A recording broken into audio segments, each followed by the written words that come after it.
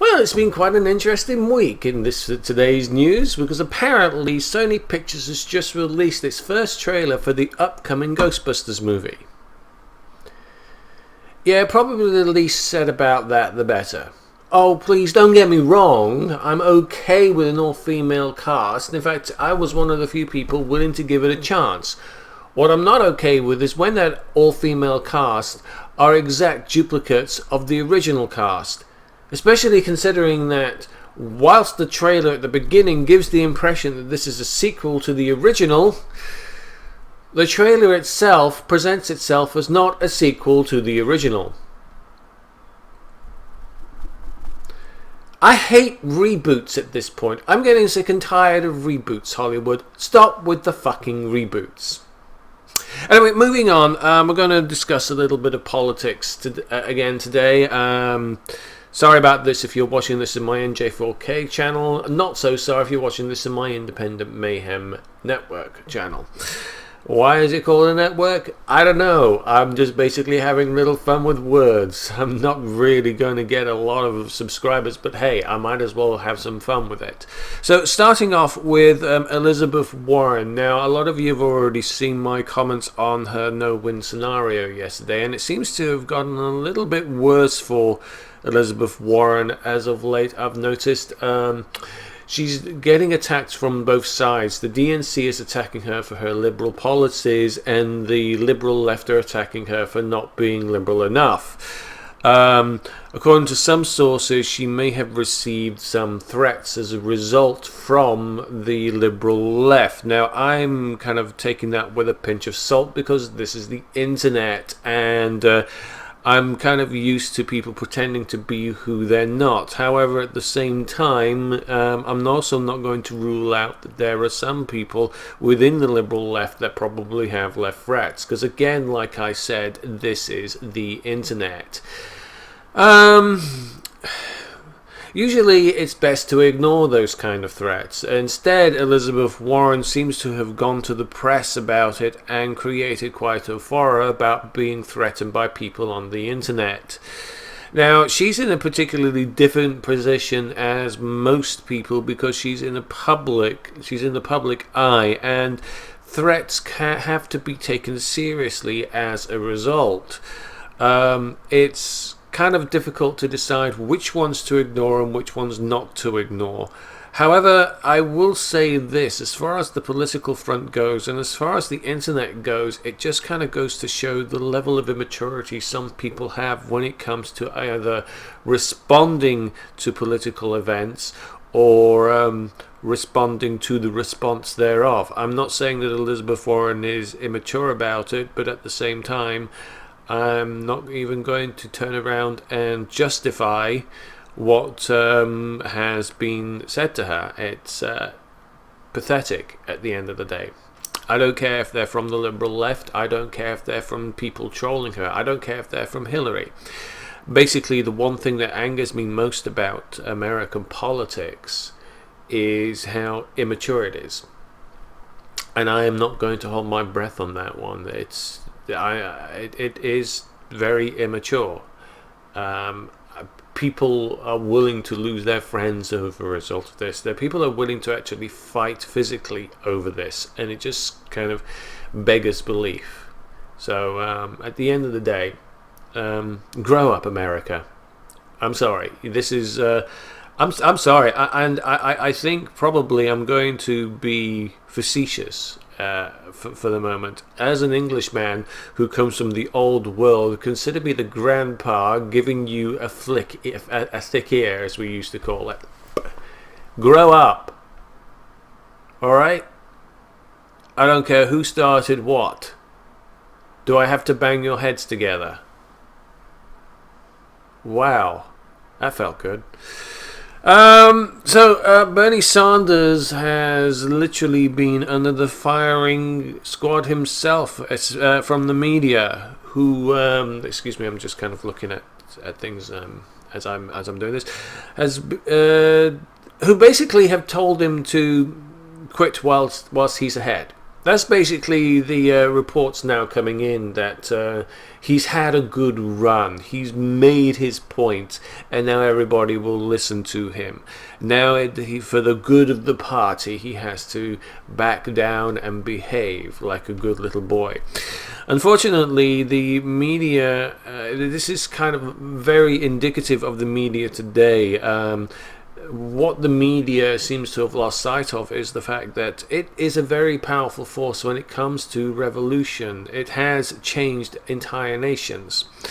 Unfortunately, in recent times, the media has now become so synonymous with the establishment that their influence has less and less impact. The internet has more power over how people think now than the media itself. Network TV is literally dying. I'm actually surprised that network TV has actually survived to the day, to the days it is now. With the likes of Amazon now actually doing its own TV shows on the internet of a very high quality, I might add, I would recommend watching Man in the High Castle. It is friggin' awesome. I don't see how network television can survive the next 5 or 10 years. Liberal news networks are literally dead. There is no voice for the liberal, for the liberal person these days. In fact, if you really want a good liberal voice, as my channel, obviously, there's a plug there. There's the Sane Progressive. There's TYT, the Young Turks. They have an entire network. Good for them. Sank really actually did very well with that, and the Young Turks is definitely one I would recommend. Secular Talk is another. I may not agree with everything that he says, but I agree with a large majority of what he says. So, in fact, he and I seem to have exactly the same point of view when it comes to our political spectrum. We are somewhat conservative on some things, but more liberal on others. So, the internet is really becoming a powerful tool, and I believe that Hillary Clinton and the establishment have really lost touch with how people actually function these days. They've literally tried to police the internet over the last 5 years. They've literally tried, but they have had absolutely no understanding how to police it. That shows how out of touch they are. So, if you really want a good liberal voice, I would recommend those channels. But anyway, back to the media and its pacifying of Bernie Sanders.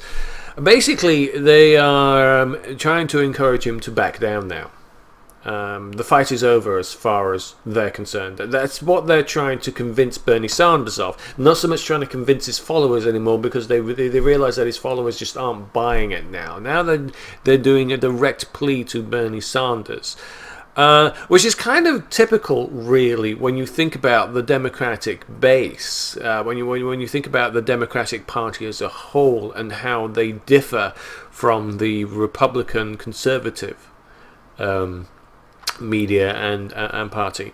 Now, the reason I say this is that the Republican Party has never given up on any of its policies. It's never once given up. I believe that it's we've seen them try to bring down Obamacare 54 times.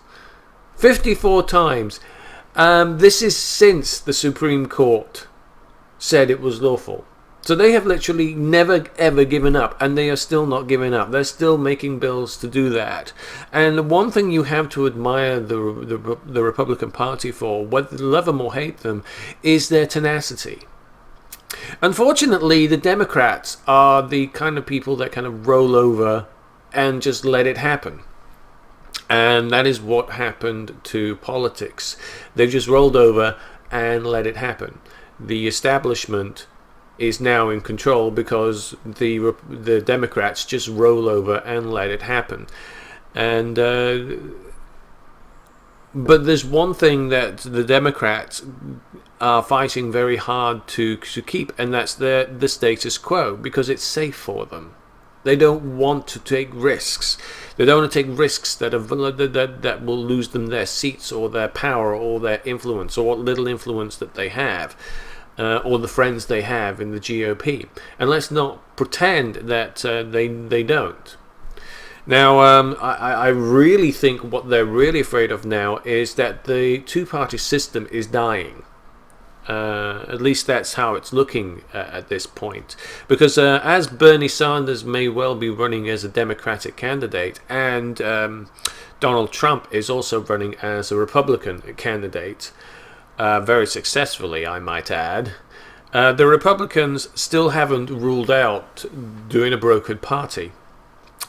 Yeah, I seem to remember an incident in 1968 where that didn't work out very well for the Democrat Party. I'll go into that in a few minutes. Basically, Bernie Sanders may be running on the Democratic ticket, but he's always been an independent. And the Democrats don't like independents.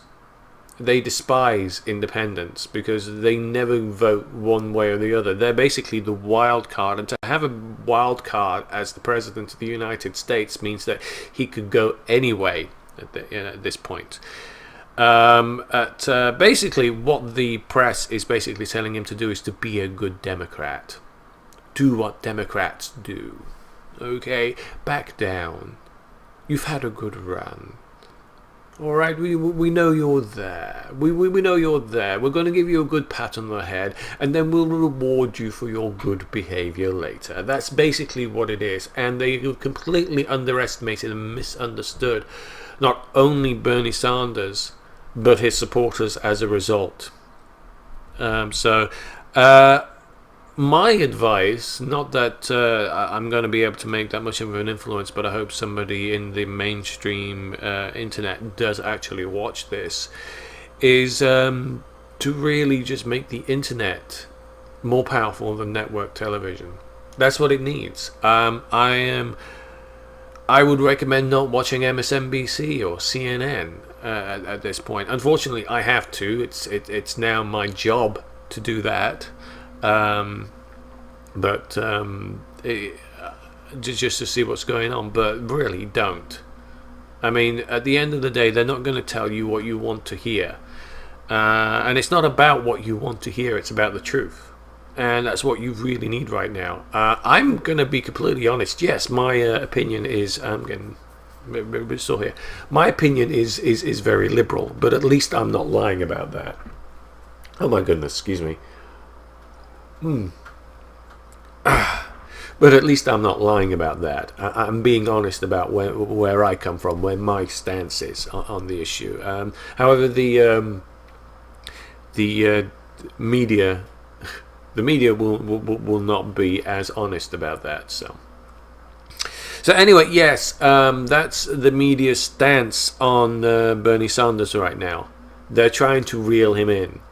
And if anybody knows Bernie Sanders as well as I've come to know him over the last few years and admire him for, is that he's never stood down. I'll give you an example. There was once a time he stood up in Congress speaking out against the Iraq War, and I believe this was in 2001. It'll come back to me, I'm sorry. And he spoke out against the Iraq War, and he stood there for 8 hours talking to an empty Congress.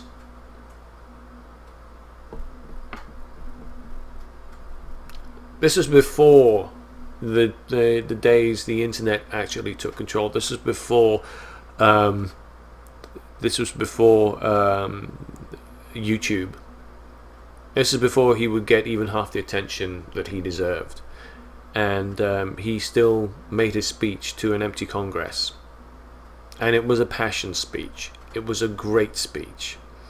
And the fact that he stood there doing it, despite the fact that he knew that nobody would listen, means that he gets a great deal of respect from me for that stance. So yeah, telling him to back down is really just a shitty thing for you to be doing. MSNBC, New York Times, I don't know. I'm kind of done with the mass media at that. So expect me to really just be anti-media, anti-establishment at this point. So, yeah. I predicted on Wednesday that Hillary Clinton would back down from her anti-gun stance after dealing with the South. Well, she has literally done just that. She has now gone to the NRA to raise funds. I called it, and she's made a defense on it, sadly. So, shall we see what that defense is? John, according to the Sunlight Foundation and The Intercept, you're hosting a fundraiser for Secretary Clinton in Washington, along with several lobbyists who work for firms that lobby on behalf of Goldman Sachs, the NRA. Isn't this kind of fundraiser exactly the kind of thing that drives supporters to Bernie Sanders? Well, look, I think we're trying to raise the resources that are necessary with respect to her positions. For example, there's no one who's been stronger, louder in taking on the gun lobby than Hillary Clinton. She has a record in sharp contrast to Senator Sanders, who's voted 5 times against the Brady bill, voted to provide immunity to gun owners. He's shifted to some extent. We welcome that in the course of this campaign, but she's going to take on the gun lobby, take on Wall Street with a comprehensive plan. And but aren't you afraid that it undermines her pitch on Wall Street and the gun lobby when she takes money from federal lobbyists to lobby on behalf of Wall Street and the gun lobby? As I understand your reference to the gun lobbies, the person no longer does that, and we that's a good thing for the country, because we need to beat back the gun lobby. And I think what's important is that she can stand up, as she always has, to special interests, to the people who are taking our country in the wrong direction, and she'll do that. But so, yeah, they're vigorously trying to defend getting money from the very, very same people that are against gun control. Basically, it's interesting to watch this kind of backpedaling on it. They constantly criticize Bernie Sanders for voting against a gun control act back in 2008, where I think he had actually very good cause to do as well, in which which the bill actually said that they would sue the gun manufacturers for the selling of, for guns falling into the hands of criminals. Now, that is ridiculous. I have to agree with Bernie Sanders on that. Now, I may not like guns. I'm definitely pro-Second Amendment, but I really think that we need better gun control than we actually have. However, at the same time, how the heck can you sue or blame the gun manufacturers for who the gun sellers have sold the guns to? That was the whole reason he voted against it. And Bernie Sanders is also pretty much a supporter of the Second Amendment as much as I am. He does believe that there needs to be better control, but at the same time, he's not going around being draconian about it. Neither is Obama, to a certain extent. As far as the spectrum goes with Obama and Bernie Sanders, they're not exactly polar opposites or anything like that. But Bernie Sanders seems to be a little bit more for guns than Obama is for guns. I'm not going to argue that. However, I can't argue with Bernie Sanders' stance on it. Yet now, like I predicted, and I did call it on Wednesday, her gun control stance would suddenly start to lax now that she's moving further north. She's already dealt with it in states where gun control tended to have mattered, like Columbine and places like that, where it's actually, so she's actually been very well balanced how she has tried to handle that. However, now that stance has changed, because in the north the gun crime isn't so high. So, in the states that are left over, like Florida and other states like that, they are Missouri. Missouri is a state that is coming up as well. They are less gun control states there, and the people there are less for gun control. So I would say that this is a very clever political move by Hillary. Largely, she is basically taking advantage on how the people don't educate themselves on what is going on, about how people don't pay any attention to to what's really going on in politics. One of the statements you'll probably hear a lot of Hillary people say is that Hillary is the more experienced. Well, I'm not going to argue that she is probably more experienced in the White House, considering that she was the First Lady in the White House, and considering that she worked there as Secretary of State for a couple of years. However, as far as political experience goes, Bernie Sanders actually ups her by at least 38 years. No, 28 years. I got my sums wrong there. And he's done all that as an independent. So as far as experience goes, Bernie Sanders knocks it out of the ball with Hillary Clinton, and I'm not just saying that. Just look at the statistics. Going to the NRA for fundraising event literally shows the duplicity of Hillary Clinton and the kind of person that we're dealing with here. She does rely on the undereducation of the American people. She is just as culpable of enjoying the dumbing down of the American people as the GOP is. The DNC is just as culpable of that as the GOP is, and it's sad to see that. Well, the parties are no different from each other. One may have a more liberal approaches to things, but at the end of the day, they're still pretty much the same establishment. They still pretty much get their marching orders from the same people. So this defense of her getting money from the NRA is pretty lackluster at that.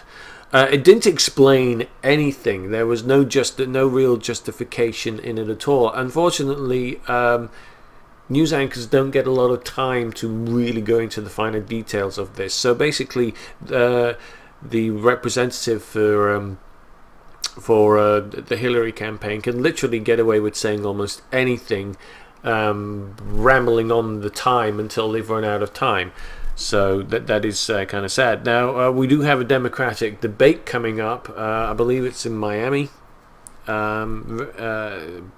very soon.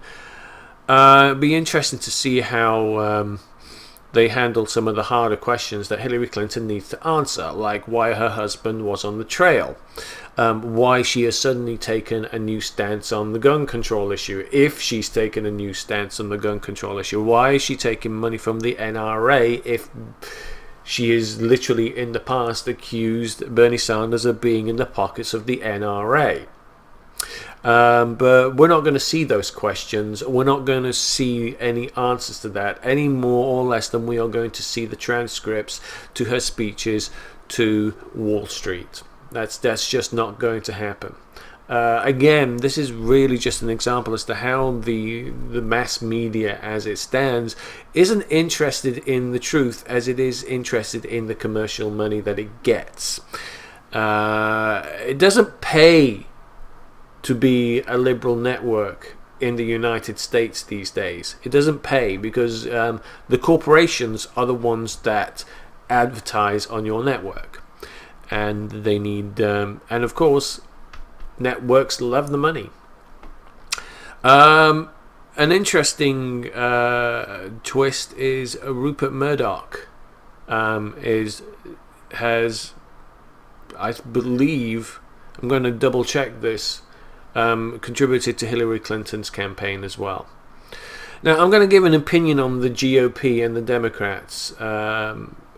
I'm a little concerned as to where this is going. The GOP don't want Donald Trump to win the general election. That much is clear. They are literally starting up a plan to overthrow him, despite what his party literally want. It's going to be a one-finger salute to the GOP voting class if they actually do pull this off. It's been done before. In 1968, when the Democrats wanted a less pro-war president, and that's what the people were voting for. But the Democratic Party went through the back door and brought in the president's vice president through the use of buying out the delegates. And that was what the party wanted. That was who the party nominated for president of for the presidential run of the United States. And the people got angry about it. It actually turned into a riot as a result. Now, it didn't matter if that's what the people wanted. That was basically what the party wanted. And the GOP do not want Donald Trump to run on their ticket for the presidency of the United States. There is one little problem with that. Donald Trump has the power to actually go to run it as an independent. So has Bernie Sanders. And I'm starting to see a pattern develop here when it comes down to the GOP and the Democrats. Bernie Sanders and Donald Trump are powerful enough to actually split politics apart. And to be honest with you, I think that they're doing a fantastic job. I do not like Donald Trump. I'll be honest with you. I'm not even going to give a defense of Donald Trump. But they're doing a fantastic job. I love what I'm seeing here, and I rather do hope that the GOP do not run with Donald Trump as their candidacy, because I really want to see more independent voters out there. I really do. It will certainly make the next general election very, very interesting to see 4 people running for the presidency. With Hillary Clinton's popularity at an all-time low, with whoever the GOP throw in at an all-time low, I'm going to put my head on the line and say it's either going to be Rubio or Cruz at this point if the GOP decide to go with it, because it's very clear that the GOP and the majority leader in the House have literally said that they do not agree with Donald Trump's stance. It does not represent the party. They've made that statement. So now they have literally tied themselves to either backing down from that stance, which would not bode very well for the Republicans as a whole, or literally going with the entire ticket and admitting that they do come from a party of racists and bigots. And my guess is they're going to go with my guess is that they're going to go with the latter. They're going to accept the status quo. They're going to accept that they've lost this one. However, if they don't, then it's going to be interesting to see a 4-man race for the presidency in 2016. I am literally looking for it. It's pretty exciting. It literally puts a whole new bent on the Bernie or Bust campaign, the Bernie or Bust campaign, and I actually like it, and I really think that it should be encouraged. So I'm actually looking forward to see how this works out. I do believe, though, that the GOP are just as much pro-Hillary as they are anything else right now. As much as they like to pretend they despise Hillary, they know that she is the one that they will be working with, and the only one that will be able to give them the rope that they need to hang her with when she becomes a lame duck president. However, with Bernie, it's going to be a little bit more difficult for a cooperation there. There's going to be a bit of a standoff, and the Republicans don't like standoffs. They don't get things done. They know they don't get things done, and they know it makes them more popular and it puts them at risk.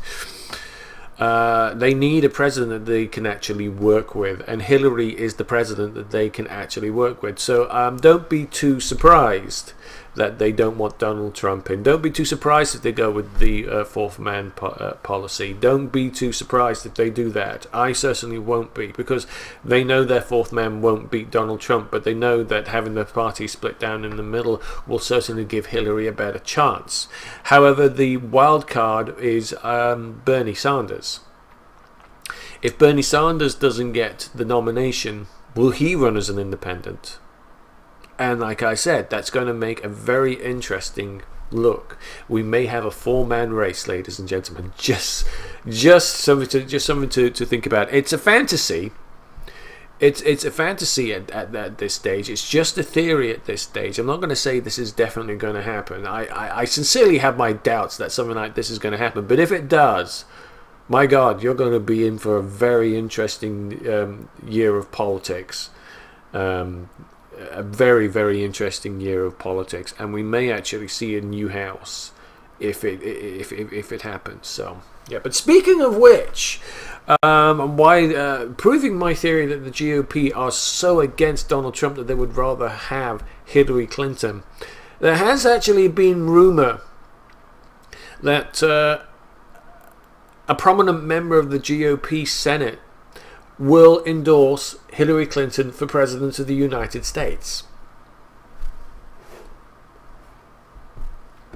Well, for a start, do you honestly think that Trump is going to care? That actually walks right into what he wants. He gets what he wants out of that. So that is pretty stupid as far as the GOP is concerned anyway. It's not going to harm Donald Trump in any way. And if a GOP senator actually endorses Hillary Clinton for president, do you honestly think that's going to do her any favors as well? All it does is just compound the fact that she's establishment, compound the fact that she's not interested in what the people say. It makes for a very, like I said, the politics in America is definitely changing into something. It's bizarre. I have never seen anything like this in my lifetime. I'm 42 years old. I've seen a lot of weird shit in politics, but I have never seen anything like this in American politics. Oh my God.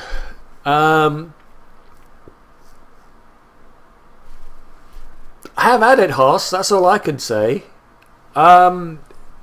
Really, seriously, have at it. You definitely raised the bar here.